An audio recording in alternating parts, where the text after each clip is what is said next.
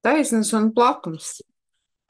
Ja jūs esat iepazinušies ar Eiklīda aksiomām, tad no šīm aksiomām izriet dažas sekas, secinājumi. Caur taisni un punktu, kas nepieder šai taisnei, var novilkt vienīgu plakni. Plakne mums ir alfa, kuru mēs esam novilkuši caur punktu A, lielais burts, un taisni A, mazais burts.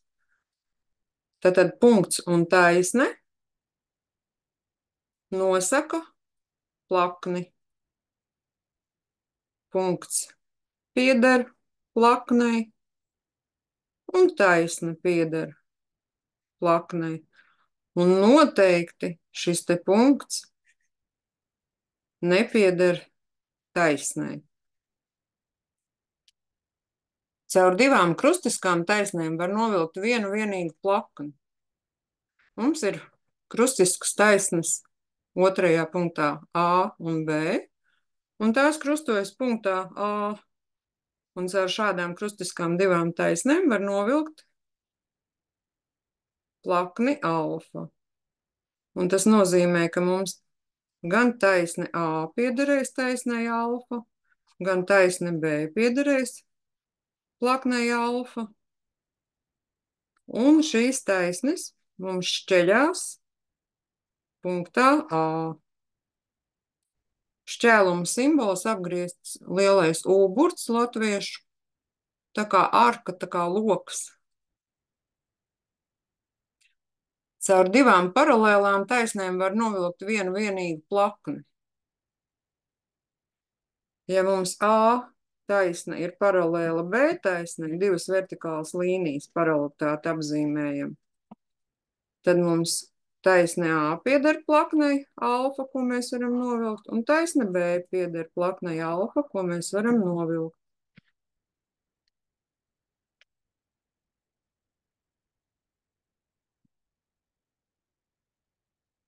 Par taisnītēm.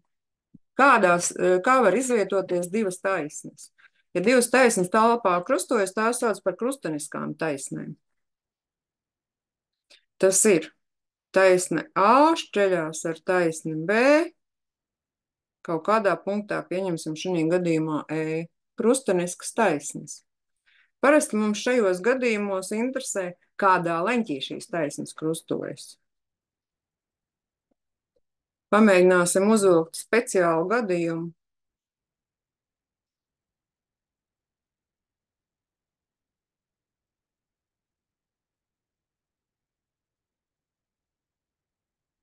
Ja šīs taisnes mēs uzzīmēsim taisnā leņķī perpendikulāri, taisne A un B, tāds tā kā kvadrātiņš, tā kā divas kvadrāta maliņas taisnā leņķī uzzīmētas, tad saka, ka A ir perpendikulāra B, un šis perpendikularitātes apzīmējums ir T lielais burts, tikai apgriezts, speciāls gadījums.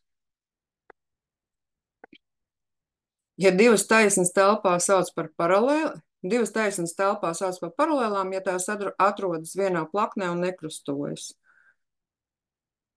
Tātad, ja A pieder plaknei alfa, taisne B pieder plaknei alfa, un viņas nekrustojās, tad saka, ka A ir paralēls B. Kā apzīmēt, ka nekrustojās? Ka viņām šķēlums ir tukšs kopa, bet tas nav obligāti. Pietiekās pateikt paralēlas, un tas jau nozīmēs, ka nekrustojas. Un pēdējais veids ir šķērsas taisnes. Divas taisnes sauc par šķērsām, ja tās neatrodas vienā plaknē. Vienkāršotā gadījumā skatāmies kuba zīmējumu. Sarkanās taisnītes ir pa pāriem šķērsas. Vai arī visas kopā var teikt, visas trīs ir šķērsas, jo tās neatrodas vienā plaknē un viņas arī nekrustojas. Bet, lai būtu vienkāršāk par šo runāt, ir definēta šķērsu taisnu pazīme, ja viena no divām taisnēm atrodas plaknē, skatāmies uz plakni. Plaknē alfa atrodas taisne A, bet otra taisne B krusto šo plakni punktā C, kas nepieder pirmai taisnei. Tad taisnes A un B ir šķērsas. Ko mēs vēl varam no apzīmējumiem ieviest? Taisne A pieder plaknei, taisne B šķeļ plakni alfa punktā C. Nu, un var arī piebilst, ka taisne B nepieder plaknei alfa. Tātad, ja mēs paskatāmies speciālos līdzekļus, ar ko mēs varam zīmēt telpiskas figūras uz datora, GeoGebra.org piedāvā rīku 3D kalkulators. Sākumā izskatās nesaprotami, bet mēs varam noņemt asis, noņemt plakni, ieslēgt rīkus, vairāk, un pieņemsim uzzīmēt kubu. Lai uzzīmētu kubu, pietiek ar 2 punktiem. Jo kubam visas šķautnes ir vienāda garuma. Un ja es tagad mēģināšu uzzīmēt šķērsas taisnes, tad man ir priekš taisnes zīmēšanas jāizvēlās 2 punkti. E un H, un otrai taisnītei F un B. Ja vēl gribēsies trešo mums šoreiz negribēsies, paņemsim rotāciju.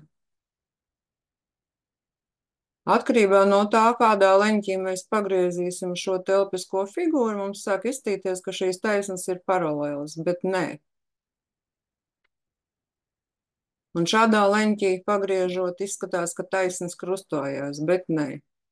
Šīs taisnes neatrodas vienā plaknē un nekrustojas.